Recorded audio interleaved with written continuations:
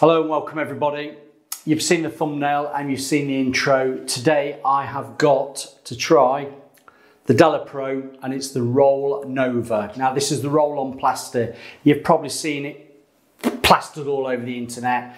There's a lot of publicity about roll-on plaster at the moment, and Dalapro are the company that have got a product out there that is ideal for the decorator. Now if you don't know who Dalapro is, it's a subsidiary. Oh, can I say subsidiary? Don't know whether I can or not.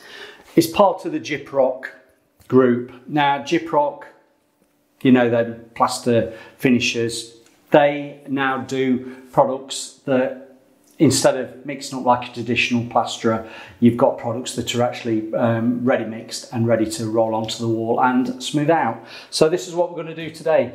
I've had this product a while. I said I needed to get the right environment to actually try it, and I have. Now, we're on a staircase at the moment, and this wall is pretty bad. It's a little bit umpy-dory, and the rest of the walls aren't too bad, but this wall in particular, I just want to try and level out and smooth. And the Dalapro roll-on plaster is ideal for this situation. And if you've not seen it before, let me just give you a brief idea of what you do with it. Right, it's all in the instructions, it's not hard, I'm going to help you. Right, prepare your wall, make sure there's no bits on it or anything. That's all I've done to this wall. We've stripped it of any wallpaper and we've actually let it dry, i.e. because wetting it in. We've come back the next day and we've actually sanded it down so there's no actual bits on the surface. So you prepare your surface, make sure it's all dry and no bits. You come to the next part, you roll this roll-on plaster on. You do it in about a square metre. That's probably just working as sort of size that you're happy enough working with. Once you've rolled it on, you go on to the smoother. And I've got I've been very fortunate, I've got one of these. It's the Gyprock, it's roughly about 36 inches, so it's quite a wide blade to smooth over quite large areas. I'm very lucky because I've actually got a big one. It's 36 inches, no jokes please, but I do have some other branded plaster smoothers that are smaller, 14 inch and 18 inch, which you can use as well. It doesn't matter whose brand of smoother you've got, as long as it smooths out nicely. Now you're probably going to say to me, where'd you get these things from? Dalapro. If you've seen that video there, I was at the Jewson's event at the NEC earlier on this year, and we actually saw this product being demoed. Now that's why I've got this product now to try out, because Dalapro's reached out to me. It's not a sponsored video, it's not a paid promotion or anything, it's just a sample tub to try and see what I think of it, and that's what I'm going to do. So I've got a big smoother, I've got some smaller smoothers, and I'm going to try and talk you through it quite basically and simply how you can actually improve your walls. And if you're a DIYer, if you're an amateur, if you're a painter and decorator that wants to improve on wall surfaces, ceiling surfaces that aren't very good, and you want to go over stuff like Artex, it's possible to actually skim over those surfaces to improve that substrate to get a better finish for your decorating or anything else that you're going to be doing over the top. So let me just get some of this Dalapro mixed up. It comes in a tub. You've seen it at the beginning. It's about a 12 litre tub, I believe. Yeah, 12 litres. I'll get that all set up and I'll see you in a minute. At the beginning you saw that in my kit I've actually got a roller supplied. Now these are like a wire. I've already got one there. I've got a little bit smaller one. These are like a wire, plastic wire roller, if that makes sense. Quite coarse, can you see that? Now, if you're using these for the first time, if you're opening that, I would say give it a wash out, because these little bits of plasticky wire do come off in your plaster. So if you wash it out and shake it out, let it dry, that normally gets them out. Now what I'm going to do, I'm not going to open that really nice new one. I'm going to use one that I've already got. I'm going to load it up, and what I'm going to say to you is make sure you put plenty on your roller.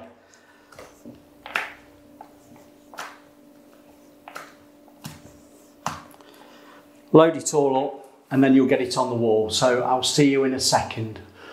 Right, we're bedding it in, and what I'm going to say to you is you can put it on quite thickly and smooth it out. But if you want to build it up, I would probably say come back after a few hours once it's gone off and reload it and go a little bit more. It does say that you can actually put it on, and the time is of the essence with this because it is a time-saving product. You can actually get this on and then next day it will be dry and you can give it a light sand over and it's ready to paint and or do whatever you're doing to it. So that's what I'm going to do. I'm just going to get it on to a nice consistency and thickness. When you come to corners, you might find it easy if you've got a filling knife just to help you just get it in there, because your roller will get in so far, but you might just want to put a little bit more on. So what I'm going to do, I'm going to roll this all out now. I've not got any particular big cracks. If I've got cracks on the surface that I want to put some scrim tape on, you can do. You can put this on and then put your scrim tape on and then go over the top. It's just like, I don't want to tell you how to suck eggs or anything like that, but it is just like filling up over normal cracks and using filler over the top. The beauty of this is you're rolling it on, it comes in a tub, and actually it's you're not going to waste anything, because once you've used it you can put the lid back on and then go somewhere else with it. So let's load up.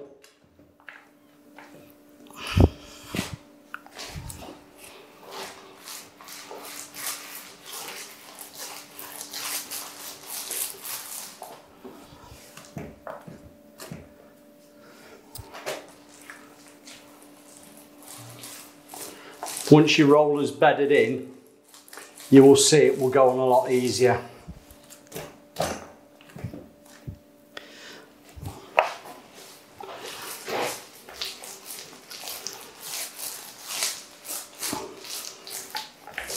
Now that's as far as I want to go at the moment. I'm going as close as I can to the top edge. And as I've said, I only want to be doing a fine skim over this to improve it. Now I'm going to get one of my other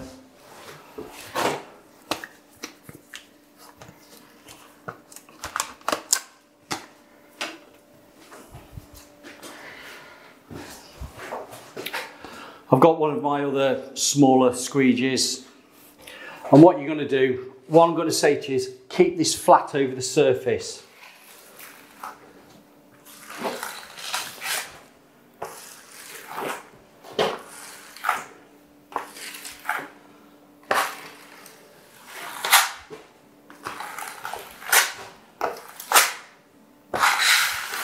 I have to say that's actually troweled really quickly and easy.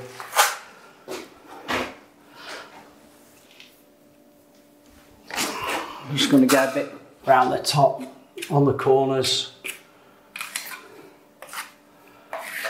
just down the side.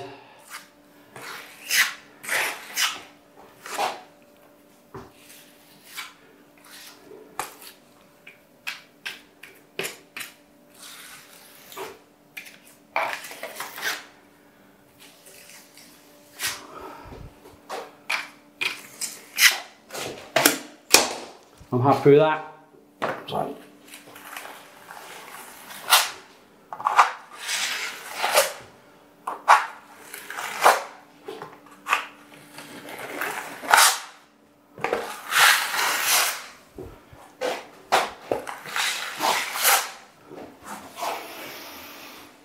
I'm going to say that was dead easy to do. If you've been a decorator that's gone around with mixing some filler up and going with a corking tool, you know, a wide plastic corker, ones that you probably use for artexing and skimming out walls, do you know what? That is ever so easy to do. That's ever so easy to do. Right, I'm going to do another section now. I'm going to do another section just next to it, just there.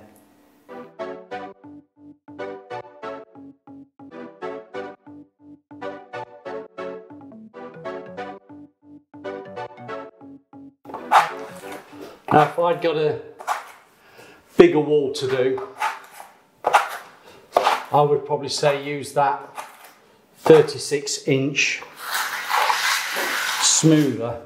But because this is a small area, I'm just using these smaller ones.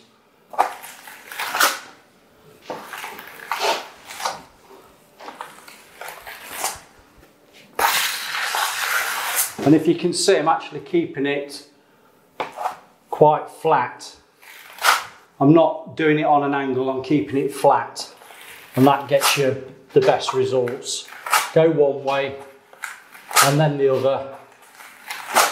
Smoothing it out, blending it back into what you've already done.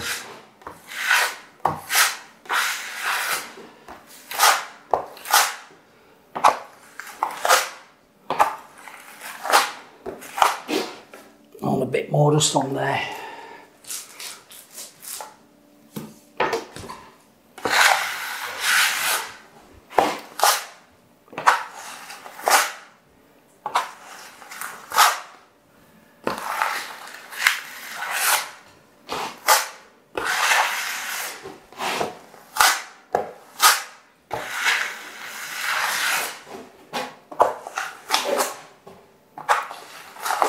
And don't forget, this doesn't have to be smoothed out perfectly, because once it's dry,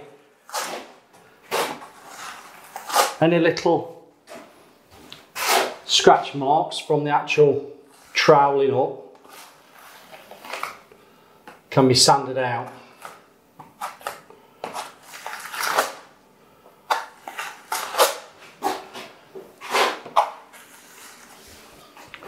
Let's do the next section.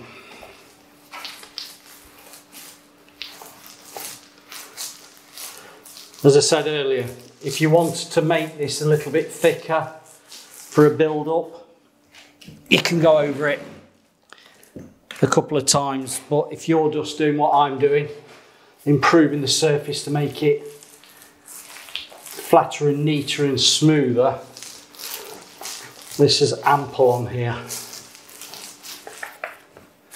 You see what I'm doing? I'm going a bit closer to the edge this time round.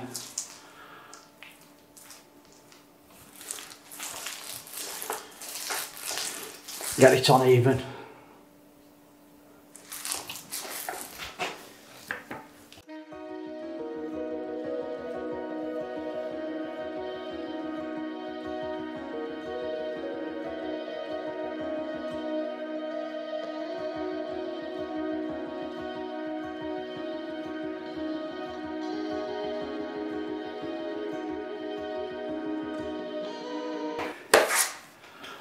I've just got a smaller one to use. You see the difference?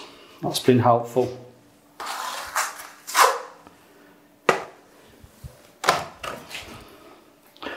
Right, let me crack on and I'll see when I've done all this wall.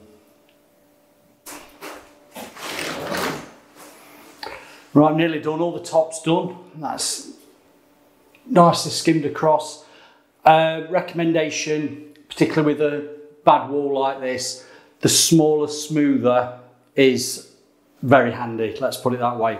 It's not trying to bridge too many undulations. I've got more control over it. So I would say a smaller, squeegee smoother is very beneficial. The other thing I want to mention, plug sockets, if you can take them away from the wall. I've got the siliboys covers to actually protect them, which is very handy. I'm going to say very handy. It's a stainless steel brushed socket there. I don't want to get any of this plastery stuff over it, so that is very handy to have. You just go up to them as close as you possibly can.